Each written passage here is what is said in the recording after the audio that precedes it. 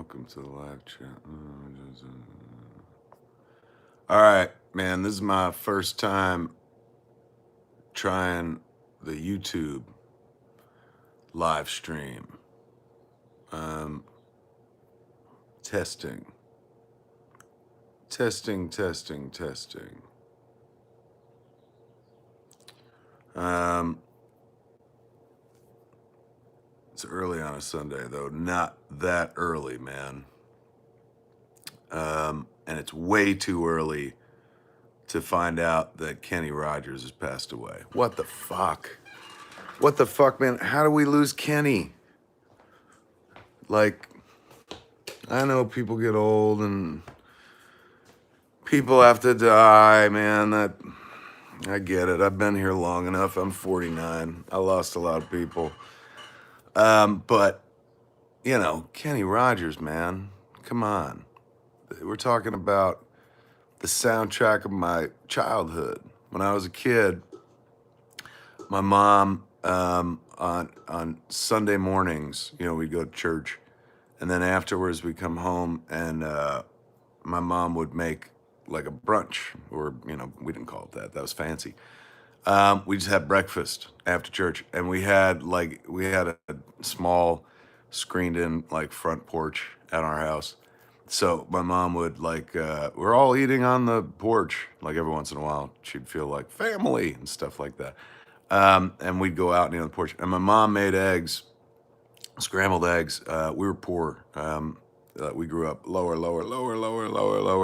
middle class. And so the eggs, scrambled eggs, weren't just eggs. It was like eggs with milk in them to make more. And then anything my mother found, she'd put into the eggs. So like fucking bacon bits go into the eggs. Vanilla extract tube goes into the eggs. Poppy seeds, like whatever the fuck. She just put it all into the eggs. And then we go out on the porch, and me, my dad, my mom, my brother and sister would sit there and eat our eggs like we were a rich family, but we were not. And so while that was happening, Kenny playing on the hi-fi in the background, man. My mom and dad had like a, you know, like a, what did they call it then? She would always say, I don't know, I forget what it was called, but it was like a record player. It was a hi-fi system essentially, but it looked like a piece of furniture, you know, and I had to get dusted every weekend because I had to dust it. So she'd put on like the best of Kenny Rogers album, and that would play all morning long.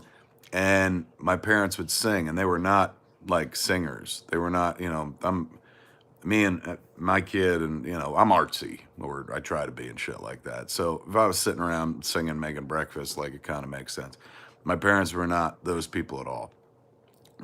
And so when you heard them sing, when they burst into song, it was, I don't know, it was incredibly special because, you know, they sang in church because they were forced to, you know, the funeral dirge type song. Oh God, please don't kill us this week. Hallelujah.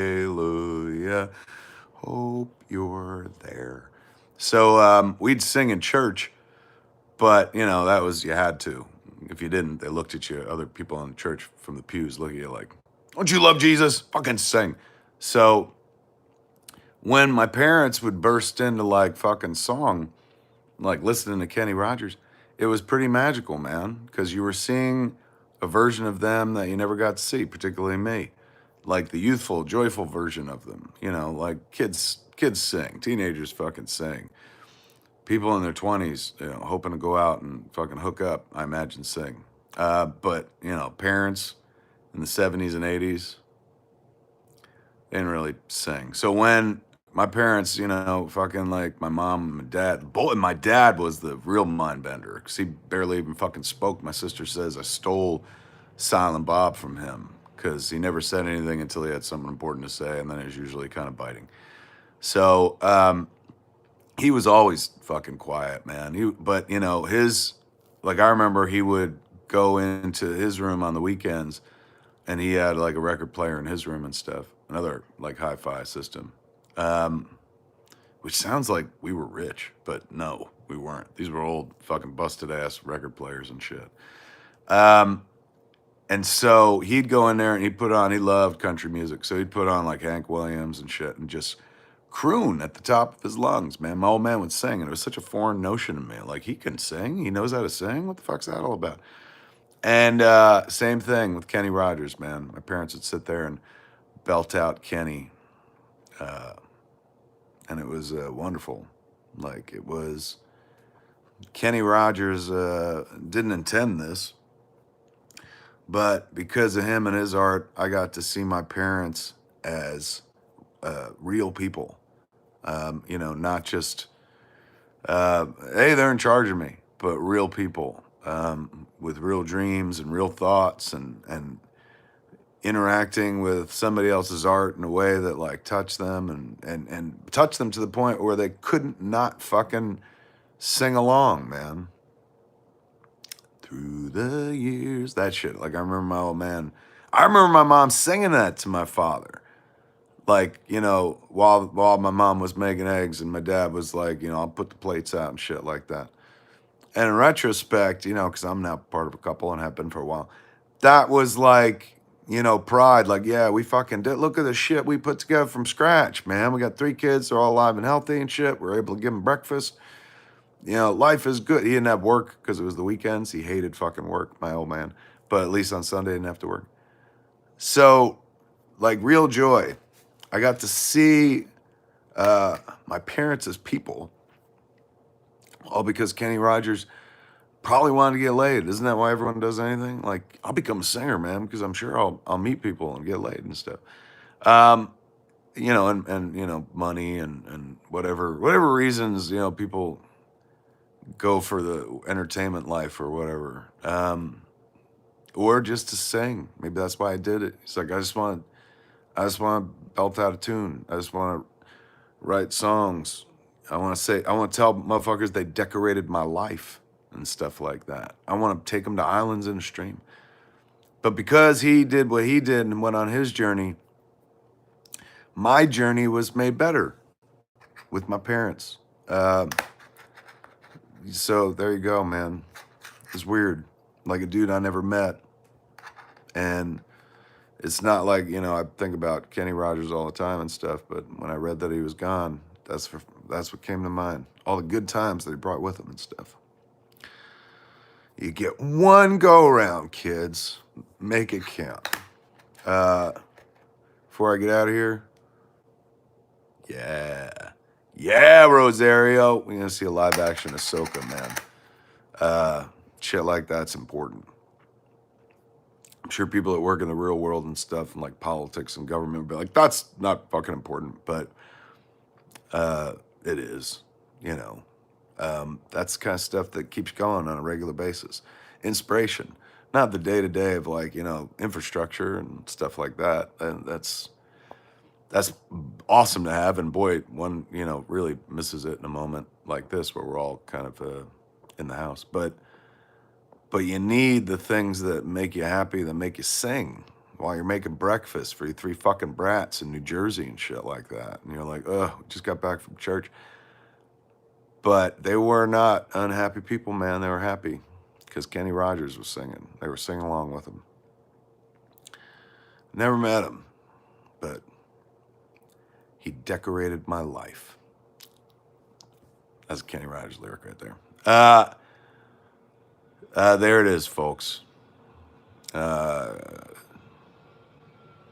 someone you love today. Let them know, man, that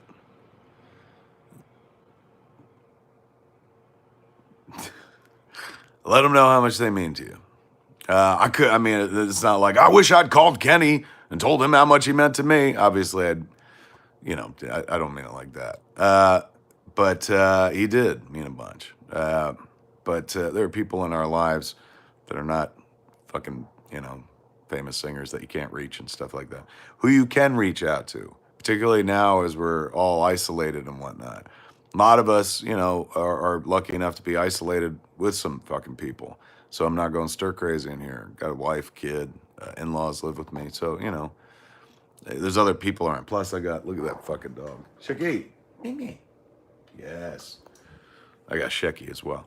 Not everyone has somebody to sit there and bullshit with. And if they don't, chances are they may wind up on the internet reading about some shit, falling down a rabbit hole that makes them feel horrible. And, you know, suddenly we're going through a worse time than that we really are because you're in a fucking quiet, solo, closed loop of nonstop. What was the news say now?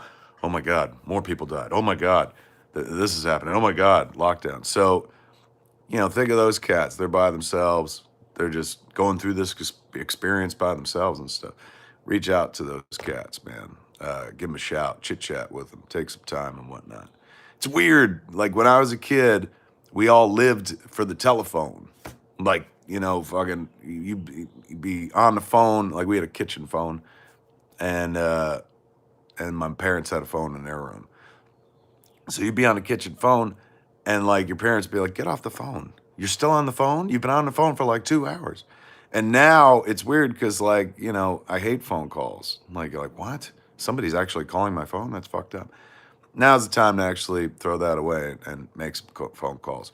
Reach out to some cats, you know, and say, "Hey, man, how you holding up during this thing?" It ain't just about the physical health. Sometimes it's about this, and sometimes it's about this. Yes, it's gross. I'm wearing a written or directed by Kevin Smith shirt. But sometimes about the head and sometimes about the heart. That shit has to get looked after too. And in a time like this where people are alone in the house and sitting there and going like, you know, what the fuck? When's this going to change? And everything's different. And what the fuck? Will I ever go out again? And fuck, I'm scared because, you know, you just keep reading the news and stuff. It's nice to break that up with a phone call that's just like, "Hey, man, how are you? Isn't this fucked up? What are you doing?" Blah, blah, blah. You know, and reminisce. You know, now ain't no better time in the world to sit around and reminisce with an old friend than right now. Remember the fucking good times? Remember, you know, fucking Kenny Rogers? Remember, you know, fucking, you know, 2 weeks ago when we could do everything we used to be able to do and stuff? So some cats are struggling. Like, obviously, I'm one of them. Here I am fucking blabbing at the internet, you know, about Kenny Rogers. But yeah, some people need a little bit of human contact. And I don't mean this kind of contact. I mean the hey, how are you? All right. Kenny Rogers, man. For some reason, I thought he'd live forever. Some cats make you think like, fuck, they're gonna do it, man. They're gonna beat the odds. They're gonna make it. They're gonna live forever. And Kenny Rogers will live forever. For sure, man. In our hearts and in our minds.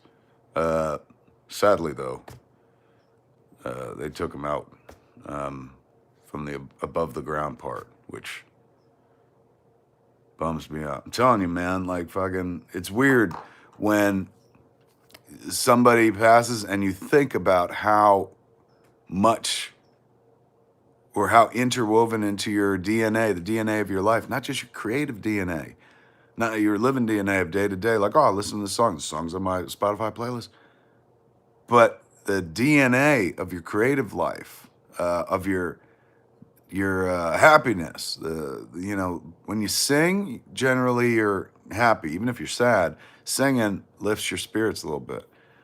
This guy was a singer, and because of that, he encouraged other people to sing because it's infectious, man. You got a good tune and shit like that. You know, fucking, what is more, like, you know, when I was a kid, motherfuckers would go fucking ape shit when YMCA played at a wedding or something like that. Because, oh my God, everybody could do that. They could run out there and fucking YMCA and stuff. And is beautiful, man. Like, I remember being a kid and noticing that and being like, well, look at that. A bunch of people who normally act one other way are acting this completely delightful way. And it's because of the music and the singing and shit.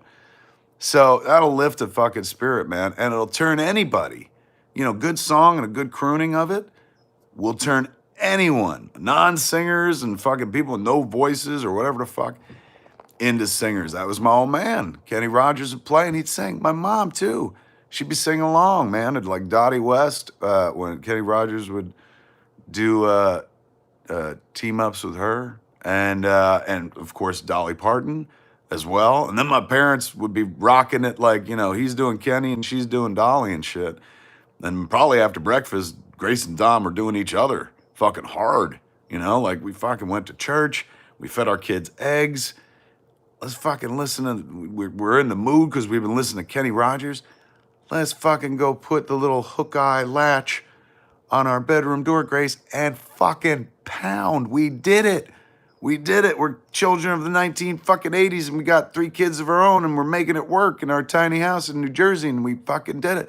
I showed the kids on Instagram Live this last night, but since we're talking about my parents, I'm gonna share this shit with you. This, as I was going through shit, here, look around this fucking room. Look at how fucking, where's that turnaround thing? All right. Look at all this clutter. I don't know if they still do the show Hoarders, but I've been trying to keep them the fuck out of this house for years because look at all this shit. This is something cool. Look at this. Tim Sheridan gave me this. Because we're working on Masters Universe. Tim's one of the writers on the show. And look at that. Fucking sexy Skeletor and shit. Any event, look at all this. Look, this is Howard the Duck shit. All this clutter. No one will ever know that because the show's dead now. And this. And excellent chair from Greg Grunberg. And all this crap. The shelves are curated. Don't get me wrong. That's my museum. But there's a big naked portrait of my wife. But this clutter, man, fucking just unbelievable. I don't throw anything out. And I act like everything's important. Like I'm like, holy shit, are you kidding me? Throw out that Styptic pencil? What if I cut myself shaving? What? Are you kidding me? Throw out the comics, the mini comics that come with, every Jay and Silent Bob joint, Snoochie Boochies, Snoogans, or I just save everything, man. I can't help it. I'm just that way. So this is, what does it say? Bill of sale. This is the bill of sale for my parents' house when they bought this house. 1966, the house I grew up in. If you watched me do this on Instagram Live last night, I'm sorry. But since I was talking about my parents and talking about that house I grew up in, I just got to share this shit, man. It's crazy. Okay. Here we go, man. This is a closing statement on my parents' house, the house I grew up in New Jersey. Let me turn it around so you can read it. 21 Jackson Street, man. That's where I grew up. This house was sold from the Ackermans, W. Isadora Ackerman, to Donald Smith and Grace Virginia Smith, comma, his wife. That would never stand today, for heaven's sakes. Like, we're selling the house to this man, and his wife could have a little piece of it too.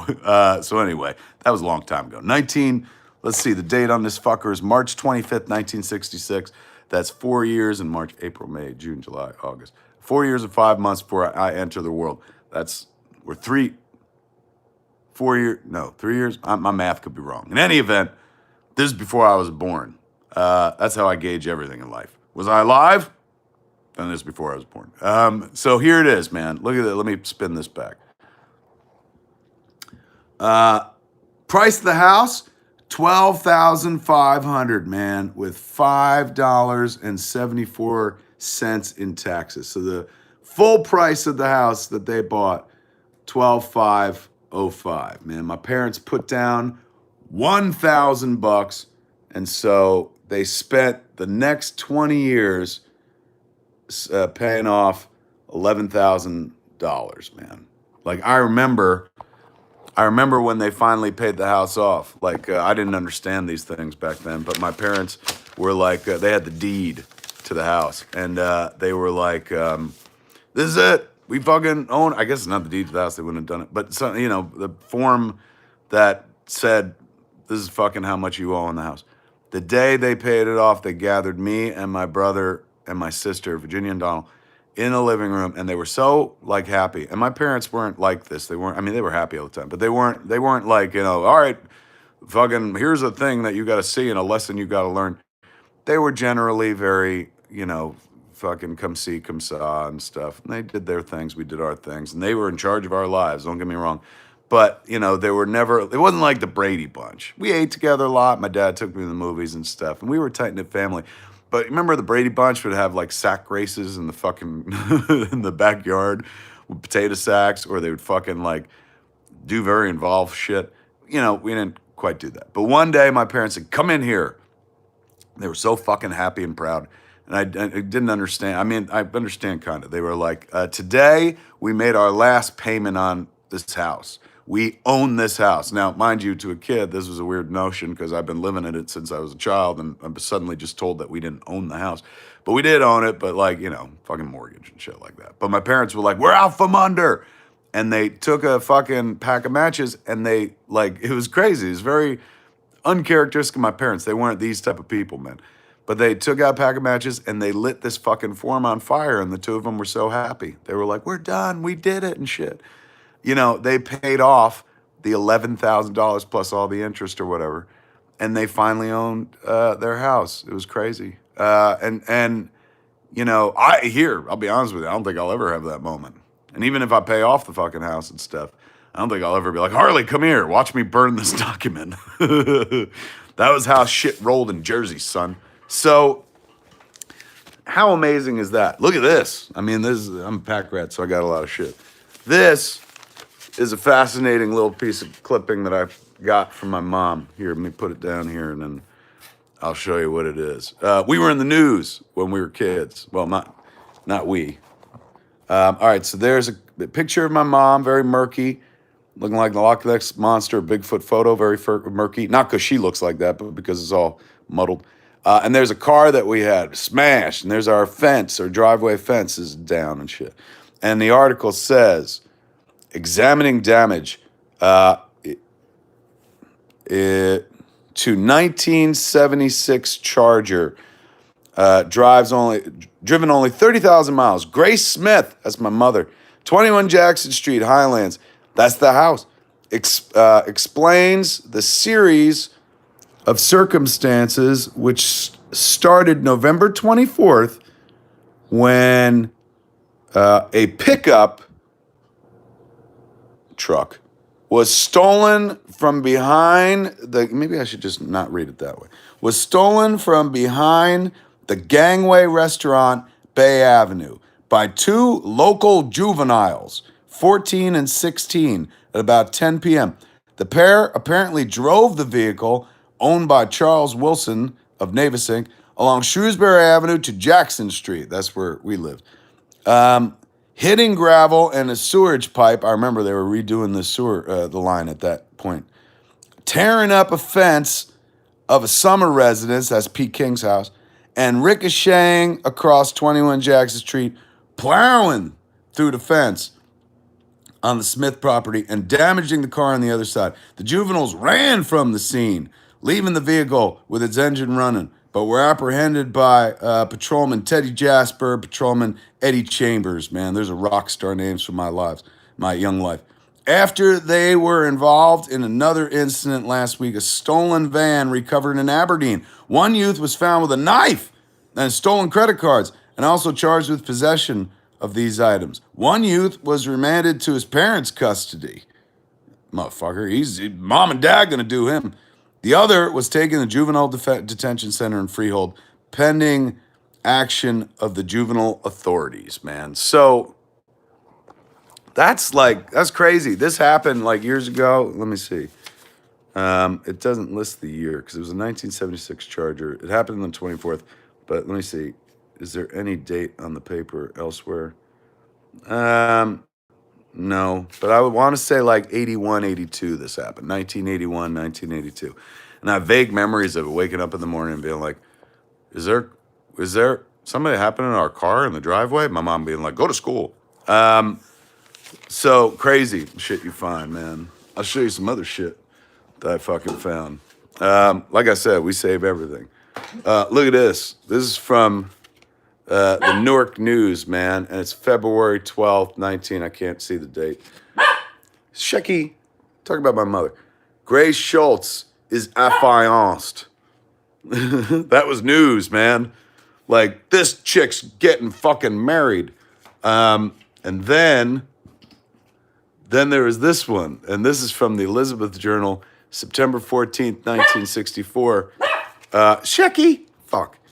This is when they got married, but look, it just says Mrs. Donald E. Smith. They just took her away her identity and stuff. Look at her, so sexy.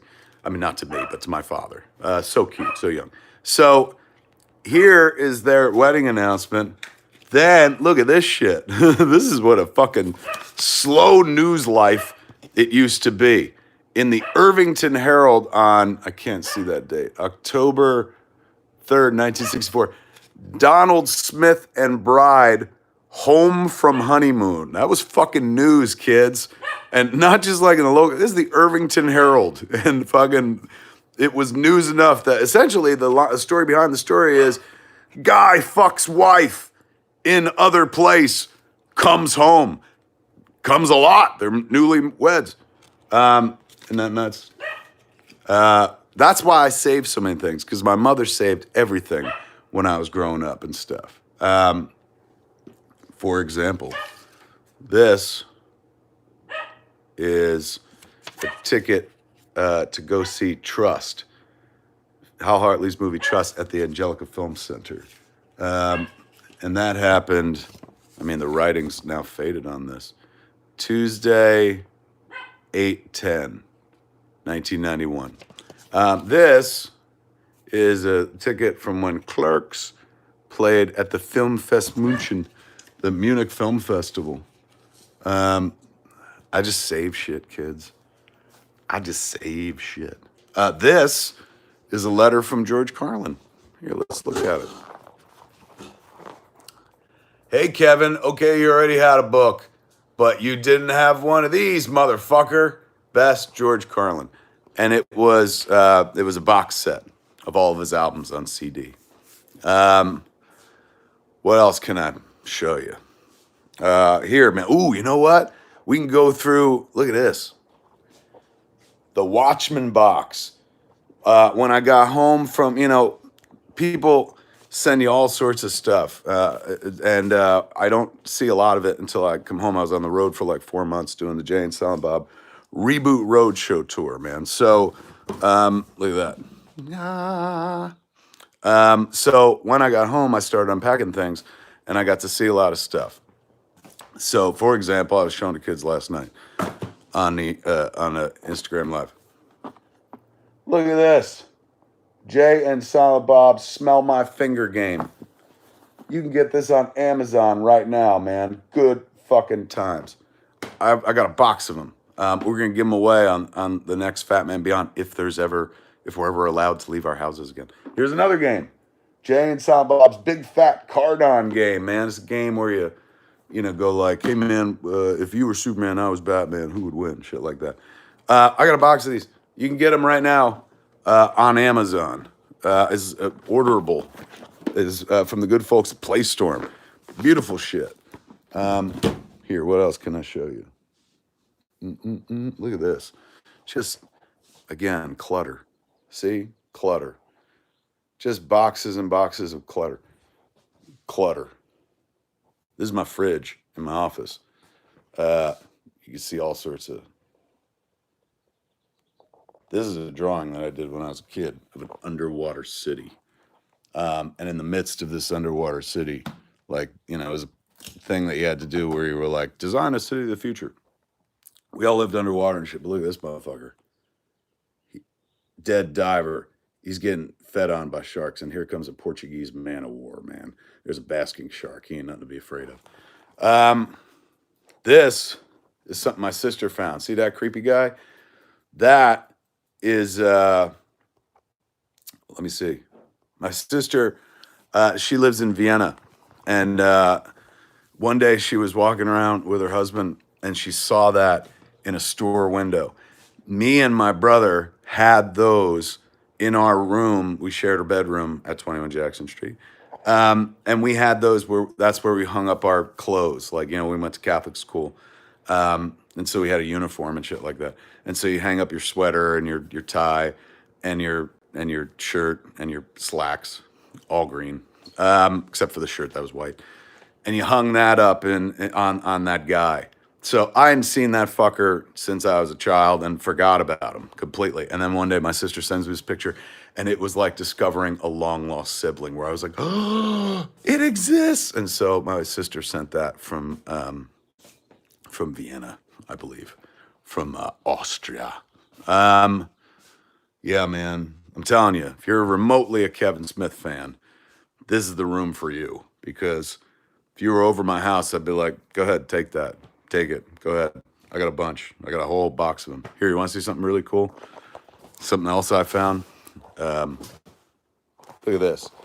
These are called Kush cards, man.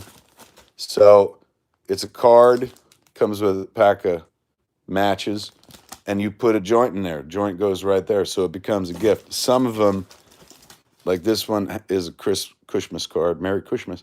Comes with a one hitter. So basically you send them a card, and it's got a one hitter in it, or you could just use the space to put a joint in it. How genius is that, man? And I got a box, like fucking, and there's the old Jaws game, and there's Mushu. How genius! Look, sometimes we're so busy moving forward in life. Like I was on tour for 4 months, so busy like making stuff that you don't really get a chance to appreciate the stuff you made. That's the best possible problem to have, kids. When you're like, oh my God, things are going so well, I can't concentrate on the good things that are happening. Sadly, sometimes in life, it's the other way around. Here, man, let me show you some artwork hanging up here. So look at that gigantic Batman statue, man. Excelsior brick, and then a brick from when we just did the road show. And that theater was, which theater was that? The Paramount in Huntington, New York, man. Big ass Batman statue from the sideshow, folks. Artwork. There's Batman, Zurin R. Then up there, we got some gorgeous pieces, some artwork from the tours that me and Jay have been on. There is the Iron Bob helmet right there, the one and only. Shelf of pictures and me and my kid and life and stuff. I've had this since I was 5 years old, man. Is a mom dog with milking pups. And so you click the button and it fucking feeds the pups. You see them go up and down and stuff. And then the mom like barks and shit. Once again, I cannot throw anything out.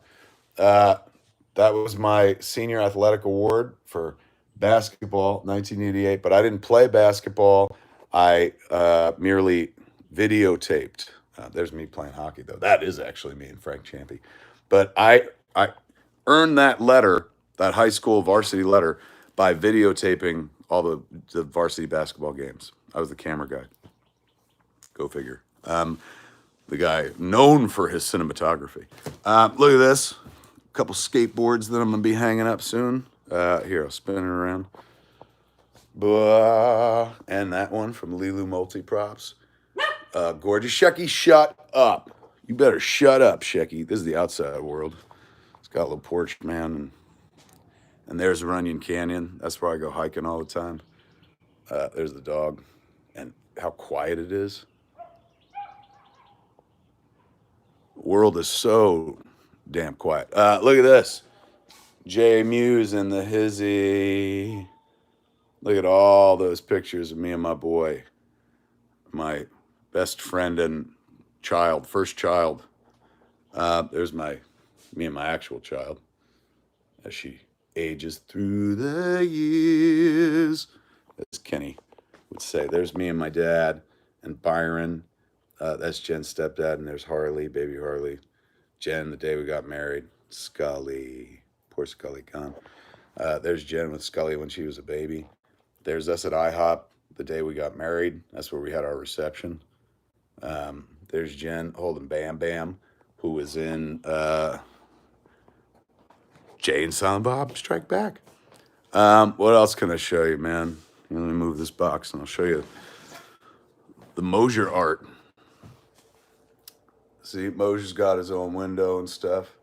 Bunch of artwork based on us and Smod. Because this is the room where we record Smod. One of my favorite things. Look at all those Bratzy arms and shit. That's my Sundance acceptance letter over there. Yay, congrats, you're in the festival. This is a big piece of dialogue from Clerks in French. I've always loved that poster, man, because it makes the words the sexy. You know what I'm saying? There's no picture of cast or anything like that. The idea of selling the movie in France was, look at these fucking words. And as a writer, that was everything to me. Oh my God, I loved it. Here's a piece of artwork that Scotty Mosier did when we were in film school. Let me point that out. All original artwork by Scott Mosier. Scott did Kevin X, it was called, because I wore the Spike Lee Malcolm X hat and jersey all the time. So it says Kevin X, the Kevin X, protector of suburbia. PPAS is Post Party at Spago's production. That was the name that me and Mosier came up with years ago, man.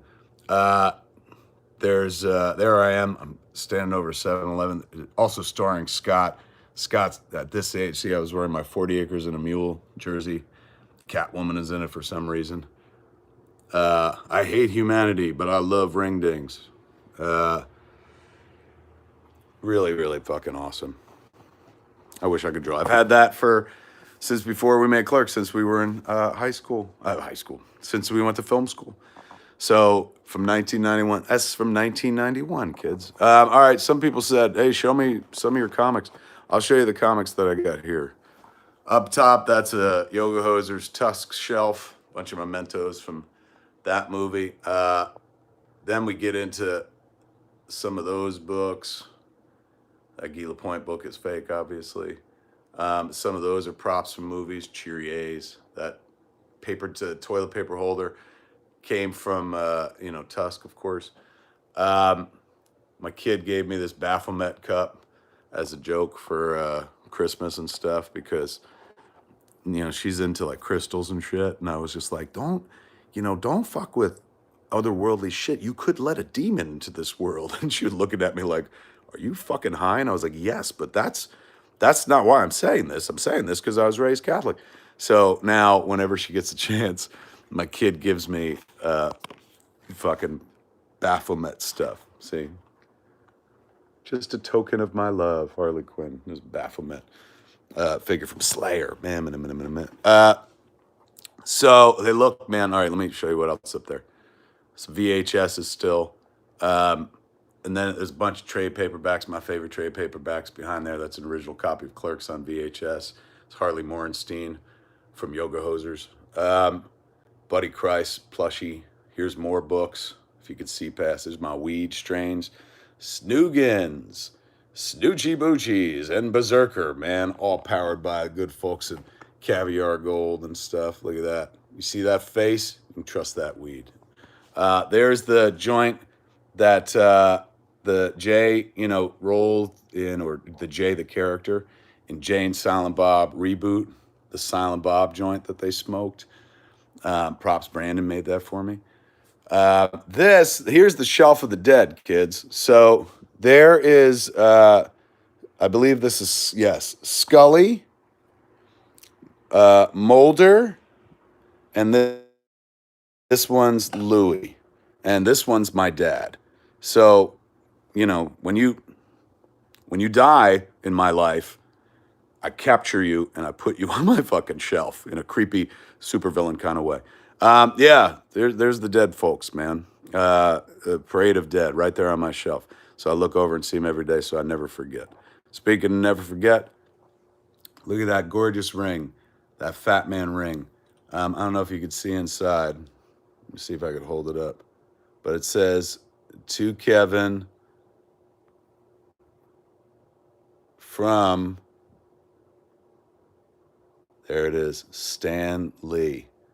Stan gave me this badass Fat Man ring, man. Can you believe that shit? There's my high school yearbooks and whatnot. There's a bunch of Hit Girl that I wrote. There's my book, Tough Shit, the other books that I wrote. Some laser discs of mine. There's old scripts, early editions of Clerks and stuff like that. That's a seat back from the Grand Ole Opry that my old man had forever and stuff. He loved the Grand Ole Opry. He had more comics down there. Uh, and then about the third shelf is where like it's still curated, and then it starts falling apart on the last two shelves. Shit, where I'm like, well, I'll get around to that. I'm gonna get to that. Um, what I mean, shit. Did you see this? Look, a tub of VHSs that includes a box of Batman Returns cards. When am I ever gonna get to that? When am I ever gonna? When will I ever? Come on. But there it is. Live in hope, die in despair. Here's an awesome fucking postcard of a scene from Empire Strikes Back that replaces Lando with Morris Day. Oh. There's a picture of me and Moj on top of the roof of Quick Stop. That was my design for the View Askew logo.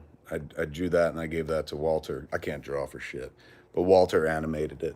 That was an advertisement for the Clerks' very first screening, Clerks at 11 a.m. October 3rd, Theater 3 right there. There's my dad. Right next to the Infinity Gauntlet. So if it ever works, snap back my old man and be like, you want to go to the movies? Actually, I'd probably have a much longer conversation with him. Let me show you this fucking thing. Up here on the museum shelf, these are all things that are like very, very much me. That's from straight out my childhood, man. Snoopy Stunt Spectaculars. That's my parents' wedding topper. Look at this gorgeous fucking Quick Stop model that I got from Crazy for Cult show, man. Those characters go to this McDonald's playset, which I loved as a kid. Still love today, actually. All this stuff. There's Pogo from the Okefenokee Swamp. Weebles. There's a Stanley Cup that me and Brian and Walter and Jay used to play NHL 96, well, 94 through 96. And then, whoever won it got to hold on to it for the year and stuff. This ain't the exact, there's Country Music Hall of Fame, little ashtray from old man. Clean Hands, the Snoopy soap dispenser. This bowl is not the exact one I grew up with, but this is my favorite bowl in the world. I don't use it, but I mean, when I was a kid, I grew the body I grew because I ate cereal out of a bowl that deep, man, fill it all the fuck up and stuff. Long John's was a place I used to work at, not the one most people know. There's a Snoopy radio. There's a pop of my mom. Someone made a homemade pop of my mom. Here, man, you want to see something fucked up? This is Starlog from, and it's number 69, Nooch. From April, I want to say of like 84 or something like that. But let's dive into it, shall we? Just because I want to share like some shit with you. So this, of course I got it because I was a huge Star Wars fan and fucking like it's Return of the Jedi and producer previews. But in it, there's a story. Where is he? That captured my imagination when I was a kid. Let me see if I can find it. Yes. Okay. They spoke with Tom Mankiewicz. Here, I'm going to turn around so you can see it. Mind you, this is an old magazine. Okay. Unveiling a secret identity, Tom Mankiewicz. He's the super screenwriter who polished Diamonds for James Bond, plotted an international flight plan for Superman, and penned the upcoming movie heroics for The Batman. Now, anybody knows anything about the Batman movies knows that Tom Mankiewicz never wrote a Batman movie that any of us saw. But this was going back to 1983, 84, son and daughter. They are talking about a Batman movie we never got to see, and a dark, serious version of a Batman movie that we never got to see, which is kind of what they would wind up doing. Let's see, if this was 84, Batman, June 23rd, 1989. Took 5 years later, man. But there's no reference of Tim Burton. Listen to this. The Batman that screenwriter Tom Mankiewicz has in mind won't be a Boy Scout in leotards cruising the city in a souped-up Lincoln. His Cape Crusader will prowl the Gotham City streets at night, striking from the shadows and silently and effectively as a razor-edged stiletto. How awesome is that? I want the Batman's outfit to be truly frightening, states Mankiewicz. I hope we could do something with his eyes so he has penetrating and mesmerizing gaze that will give him a Svengali look, he says, referring to the famous fictional hypnotist. Really, when you look at the Batman character, he's only one step removed from Charles Bronson in Death Wish. This is what they were saying in 1983, 84, man.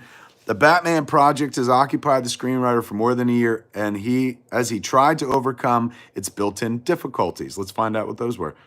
It has been very tough. Batman has no superpowers, so I'm trying to use the strengths he has as a human being to make him more human, Mankiewicz says. Hopefully the movie can find its own level as Superman did. We're trying to return to the original concept. Batman is a dark avenger of the night. The villains, while being outrageous, will be very cruel people. And the film, I hope, will have its very own special type of humor, though it certainly won't be the holy moly gee whiz stuff. This was the Batman movie that they were planning. By the beginning, the Batman with a starkly dramatic scene. I hope we can do the same thing. Our film opens with the gunning down of Bruce Wayne's family in the street. Now, when you hear that, you're like, of course, it's in every fucking Batman movie. But they'd never done that before. And here they are talking about that. So I remember reading this article and being like, are you serious? Like, fucking, they're going to do a movie where Batman's parents get killed and we get to see it? Like, this... In the comics, millionaire playboy Bruce Wayne was sitting by his window when a bat came by and he said to himself, I've got it, I'll be a bat. To me, that even suggests stately Wayne Manor is in a rotten neighborhood. Instead, I have Wayne roaming the streets at 4 a.m. and witnessing another violent crime against the family. He captures his first real criminal, realizes his mission, goes back to his parents' grave, and then we're off and running. Even the famed Batmobile will get a facelift for the new film, though fans needn't fear seeing the Cape Crusader tooling around town in a black Chevette or dark blue Toyota. Over the years, they've given him everything except a bat toothbrush, Mankiewicz chuckles. I like the Batmobile, though. I think a new one should be designed for the 80s. An outrageous but not ridiculous car. Whatever the auto turns out to be, it won't be seen in daylight. What I find ridiculous about Batman, says Tom Mankiewicz, in 1983-84, is the guy walking down Fifth Avenue in broad daylight and getting into a Batmobile. I want a sleek, powerful black car driven at night by a man who scares the willies out of you. Daytime is the enemy of the Batman. The Joker and perhaps the Penguin. Wait until you hear this. Oh my God. I remember reading this shit and being like, I just need to stay alive until this happens. The Joker and the Penguin encore as Batman's movie adversaries, although not in their familiar guises from the mid-60s camp TV series. The Joker will dress in theatrical clothes and still have green hair, but he will not be a buffoon. There will be something terribly scary about the guy, Mankiewicz says. The movie reflects a return to the character's original concept as introduced by Bob Kane and Jerry Robinson in 1940. The Penguin lives in an entire world of black and white and at temperature about 16 degrees below what everyone else considers normal. He won't be a rotund little fellow. I see him as somebody much more urbane and cold in every sense of the word, deadly. Tom Mankiewicz was on The Future before The Future happened, man. Let me tell you the names, though, because there's one that's like, what the fuck? Here you go. The Polygram film, budgeted at $25 million, will be produced by John Peters, who did Superman, well, almost did Superman Lives, and Peter Guba, who did The Deep. Executive producers are Benjamin Melnicker and Michael Uslan. Michael Uslan was still involved even back then. Blah, blah, blah. Here we go. Ready for the cast list? A well-known director has been approached, but his identity cannot be disclosed at this time. Also, nothing is definite yet regarding casting. Mankiewicz, however, would prefer to see Jack Nicholson as the chalk-faced Joker. That fucking happened. And this blew my mind. Peter O'Toole as the Penguin. David Niven as Alfred. And in the Christopher Reeve tradition, an unknown as Batman. Although no sequels are planned, according to Mankiewicz, it's inevitable. As my friend Robert Benton said, if 1941 had been a success, there would have been a 1942. So, and look at this little comic that they put in here, man, because there's no Batman artwork, but look at this comic they put in. He goes, pay no attention to them. They're distant relatives. Like Tim Fuller did this comic in 1983. And so Batman, TV's Batman is being pushed away by hardcore Batman.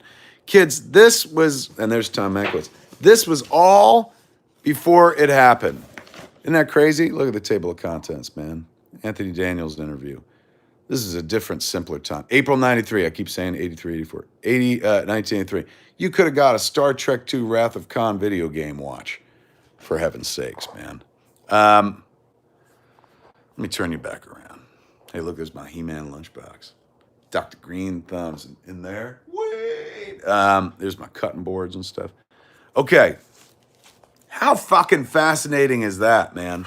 These cats were like fucking thinking about a Batman movie like that we eventually got. Those kinds of Batman movies. Man, I love this. I've held on to this for fucking years for that very reason. All right. Ooh, I was going to show you the Watchmen box. So check this out. They give you premiums all the time when shows begin. They'll send me boxes to like advertise the show. And I guess if you like it, you'll be like, holy shit, look what I got on Twitter or something like that. I don't know why they do it. It's expensive as fuck because the shit they send is very expensive. But I love when they do it and stuff. And most times we give it away at Fat Man Beyond when we do that show or something like that.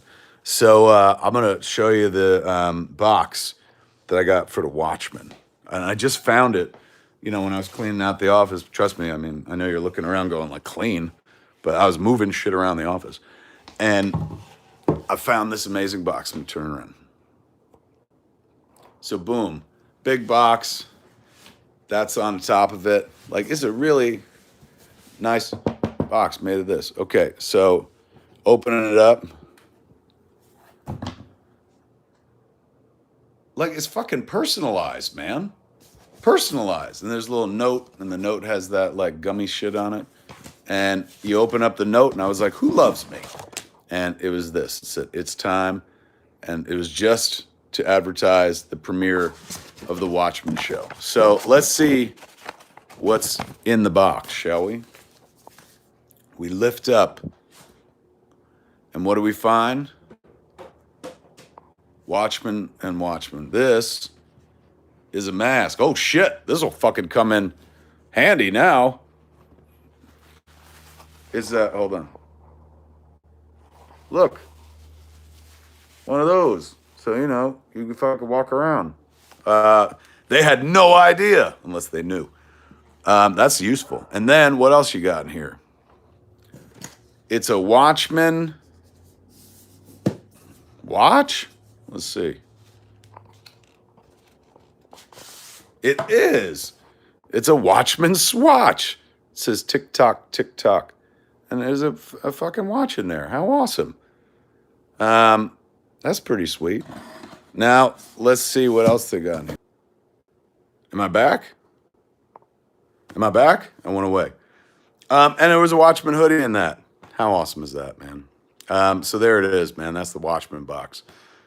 And the idea is, hey, talk about the Watchmen, which I did without knowing I got a box because I fucking loved it, man. I just rewatched the last episode 2 days ago, and fuck, does it hold up. That is so damn good. All right, folks. There it is. I've spent way too much time. I meant to jump on here and do a test run just to see how YouTube Live's thing streaming was. And it's pretty good, man. And when we started, it was like 50 people, and now it's 1.5K, 1.4K. Uh-oh, we're losing people. So thank you for hanging out, folks.